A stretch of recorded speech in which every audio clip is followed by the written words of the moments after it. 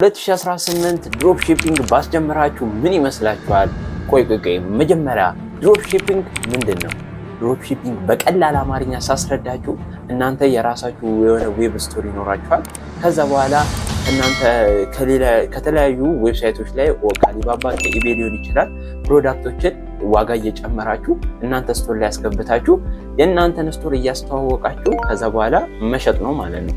እዚህ ጋር ማስተዋል ያለባችሁ እናንተ ስትሸጡ ምንም ስቶር አያስፈልጋችሁ፣ ማለትም ፊዚካል የሆነ ለምንድን ነው መጀመር ያለብን ካላችሁ በቀላሉ ነው። በትንሽ ብር ነው ልጀምሩ የምትችሉት። ለሾፒፋይ ለመጀመር ትንሽ ብር ነው $2 $3 ቻርጅ የሚያደርጋችሁ። ከዛ በቀላሉ መሸጥ ትችላላችሁ ማለት ነው።